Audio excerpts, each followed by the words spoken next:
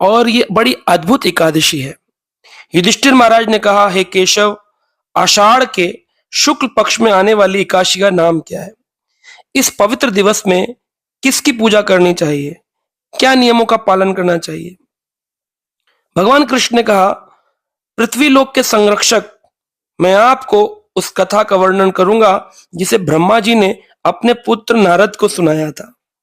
तो एक दिन नारद जी ने भी अपने पिता से ही प्रश्न किया था कि पिताजी, इस लोक में भगवान हरि की जो पवित्र दिवस एकादशी है, इससे क्या कोई श्रेष्ठ दिन नहीं है? यदि इसका पालन विधिवत किया जाए तो क्या बड़े से बड़े पाप नष्ट हो जाते हैं? जन कल्याण हेतु आप इसका वर्णन कीजिए। ब्रह्मा जी ने बताया, एकादशी पर उपवास करना जन मनुष्य को पापों से शुद्ध करने तथा इच्छा पूरा करने के लिए सबसे उत्तम व्रत है। जो भी व्यक्ति एकादशी का निरादर करता है, यानी एकादशी का पालन नहीं करता है, वह नरकगामी होता है। व्यक्ति को इंद्रियों के स्वामी ऋषिकेश की प्रसन्नता हेतु इस व्रत को अवश्य करना चाहिए। आषाढ़ शुक्ल एकादशी, जिसे पद्मा एकादशी कहते हैं, ये एकादशी बहुत ही अद्भुत है। उन्होंने बताया, हे पुत्र, सूर्य वंश में एक राजा रहते थे जिनका नाम था राजा मानधाता।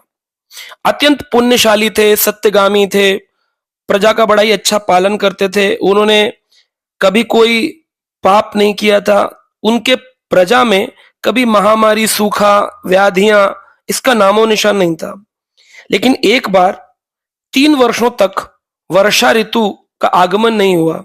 वो बड़े चिंतित हो गए।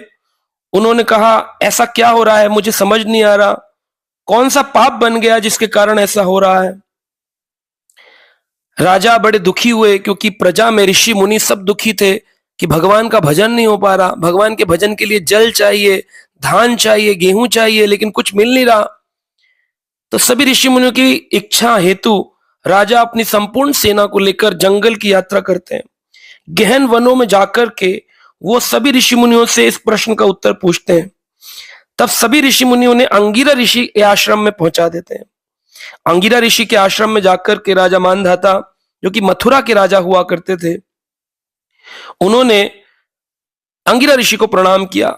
मंत्रोच्चारण के साथ अंगिरा ऋषि ने उनका स्वागत किया और कहा, इतनी कठोर यात्रा करने का कारण क्या है? तब उन्होंने बताया, वर्तमान युग तो सतयुग है, समस्त युगों में श्रेष्ठ है। इस युग में धर्म के 4 पैर हैं, सत्यता, पवित्रता, दया और स्वच्छता। इस युग में ब्राह्मणों को वैदिक तपस्या करनी चाहिए। लेकिन राजा, आपके दुख का कारण मैं जान पा रहा हूं कि आपके राज्य में कोई एक शूद्र श्रमिक है जो कि तपस्या कर रहा है, उसको मृत्यु दंड देना चाहिए, तभी जाकर के आपके राज्य में वर्षा होगी। तो उसको मृत्यु दंड देने के लिए अंगिरा ऋषि ने क्यों कहा? क्योंकि जैसे कभी कोई व्यक्ति अगर कोई बड़ी साइंटिफिक कंपनी ज्वाइन करता है, जैसे नासा, इसरो, तो इस प्रकार की साइंटिफिक कंपनियां ज्वाइन करता है, उसके लिए पहले वो पीएचडी करता है, एग्जामिनेशन क्लियर करता है, फिर वो लाइसेंस पाता है, उसके बाद फिर वो मिसाइल, बॉम्ब्स या कोई भी नए आविष्कार करने योग्य बनता है। अगर कोई व्यक्ति बिना उस पढ़ाई को किए अगर ऐसी किसी कंपनी के अंदर घुसने का प्रयास करेगा तो उसको सीधा फायर कर दिया जाएगा, मारा जाएगा, मृत्युदंड दिया जाएगा। उसी प्रकार से युगों के अंदर ब्राह्मण लोग अपने ज्ञान के माध्यम से, अपनी पवित्रता के माध्यम से, अपने भगवान की प्रसन्नता हेतु उन अस्त्र शस्त्र बाणों को भगवान से प्राप्त किया करते थे। परंतु ये जो शूद्र था, यह इसने कोई नियम का पालन नहीं किया था, लेकिन ये बिना किसी गुरु आज्ञा के एक बहुत बड़ा तपस्वी बनकर तीनों लोकों में ये अपना बल दिखाना चाह रहा था। इसलिए मानधाता राजा को ऋषि ने कहा, ये वो व्यक्ति है जिसने पीएचडी नहीं करी है, जिसने एग्जाम क्लियर नहीं किया है, लेकिन नासा की कंपनी के अंदर घुस के बॉम्ब बनाना सीखना चाहता है, तो इसको दंड देना चाहिए। राजा बोले, देखिए, जैसा भी हो वह मृत्यु दंड का हकदार हो सकता है, लेकिन क्योंकि मैं एक सरल राजा हूं, सत्यनिष्ठ हूं, मैं किसी को दंड नहीं दे सकता हूं। प्रभु के पास वह शक्ति है कि प्रभु दंड दे सकते हैं, परंतु मनुष्य होने के नाते मैं किसी को दंड नहीं दे सकता हूं।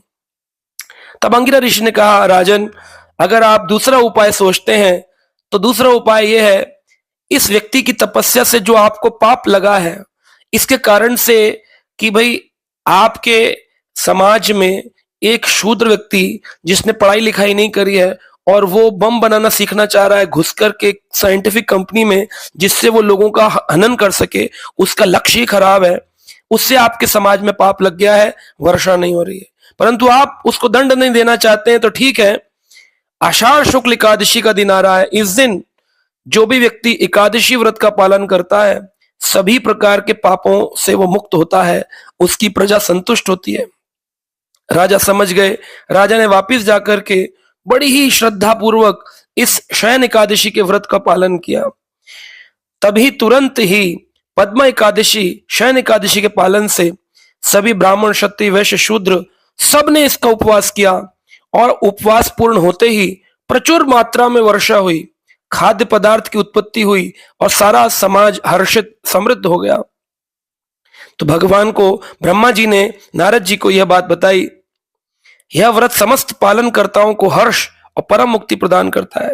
इसलिए भगवान कृष्ण युधिष्ठिर से कहा, हे राजन, पद्मा एकादशी इतनी प्रबल है कि इस एकादशी की कथा को पढ़ लो या सुन लो तब भी पूर्णतः पाप मुक्त हो जाते हैं। इस एकादशी को देवशयनी एकादशी भी कहते हैं। इस एकादशी के दिन से चतुर्मास का प्रारंभ होता है, परंतु गौड़ीय वैष्णव लोग इस चतुर्मास का प्रारंभ पूर्णमासी से करते हैं। चतुर्मास को एकादशी, द्वादशी, पूर्णमासी, अष्टमी, संक्रांति किसी भी दिन से प्रारंभ किया जा सकता है।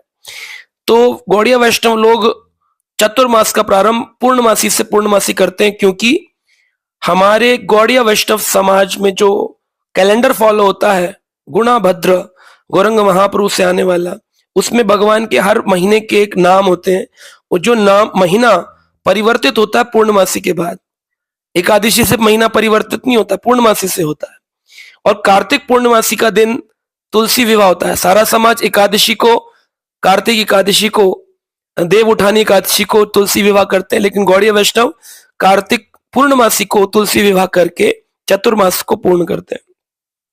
चतुर्मास के क्या नियम होने चाहिए, कौन से महीने में क्या खाना चाहिए, इस पर एक विशेष कथा आएगी, अलग से एक वीडियो आएगा। एकादशी में एक महत्वपूर्ण बात यह है, कई बार लोग प्रश्न पूछते हैं कि हमें एकादशी के दिन अन्न दे सकते हैं, परिवार में हम खा नहीं सकते हैं, तो क्या करें।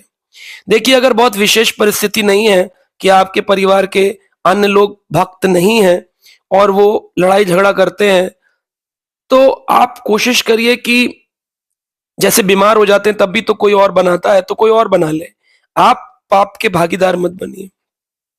और अगर पूरा परिवार भक्त है तब तो फिर एकादशी के दिन अन्न नहीं बनना चाहिए और ना ही अन्न खाना चाहिए। स्वयं श्री चैतन्य महाप्रभु के विग्रह अगर घर में हो, गौर निताई के, उनको भी अन्न का भोग नहीं लगना चाहिए। राधा कृष्ण को अन्न का भोग लग सकता है, लेकिन चैतन्य महाप्रभु की भक्त स्वरूप में भगवान है, इसलिए वह भी अन्न को ग्रहण नहीं करते हैं। न अन्न किसी को, गाय को या फिर किसी पक्षी को या किसी गरीब को अन्न दान नहीं करना चाहिए। न अन्न खाएं न अन्न दान करें। संत नामदेव महाराज इस बात के प्रमाण हैं। नामदेव जी की निष्ठा बहुत ऊंची थी। उनके घर पर स्वयं भगवान एक भिक्षु ब्राह्मण बनकर आए और कहा, मुझे अन्न दे दो, मुझे भूख लगी है। नामदेव जी ने कहा, आप दूध ले लो, फलाहार ले लो, लेकिन मैं आपको अन्न नहीं दे सकता हूं, आज एकादशी है। लेकिन नामदेव जी की जिद थी कि मैं दूंगा नहीं, और भगवान ब्राह्मण वेश में जिद थी कि मैं लूंगा। लेकिन जब उन्होंने नाना ना किया तो कुछ काल बाद वह ब्राह्मण मृत्यु को प्राप्त हो गया। सारे गांव वालों ने जाति से निकाल दिया। नामदेव कैसे संत हो, एक ब्राह्मण को तुमने भूखा रखा और तुमने उसको भोजन नहीं दिया, तुम्हें पाप लगेगा, हम तुम्हें जाति से निकालते हैं। नामदेव जी ने उस दिन अंतिम संस्कार नहीं किया, क्योंकि एकादशी में अंतिम संस्कार नहीं किया जाता, क्योंकि अंतिम संस्कार में पिंडदान होता है, उसमें फिर तिल और आटा दान करना पड़ेगा, पिंडदान। तो अगर एकादशी को मृत्यु हो तो द्वादशी को ही उस क्रिया को किया जाता है, अंतिम संस्कार की क्रियाओं को। तो इस प्रकार से उन्होंने इंतजार किया और अगले दिन सूर्योदय के बाद उनकी ब्राह्मण की अर्थी को लेकर नामदेव गए और प्रायश्चित भी किया। उन्होंने कहा देखो मेरी नियम मेरे लिए था, लेकिन मैंने इस ब्राह्मण को भूखा लगा इसलिए मैं प्रायश्चित करता हूं, और चिता में स्वयं चढ़ के बैठ गए और कहा मैं अपने शरीर को आत्मदाह करूंगा। लेकिन कुछ देर बाद जैसे ही चिता में अग्नि लगी, सब लोग देखकर हैरान थे, पूरे गांव वासी, कि स्वयं भगवान उस ब्राह्मण के रूप में प्रकट हुए।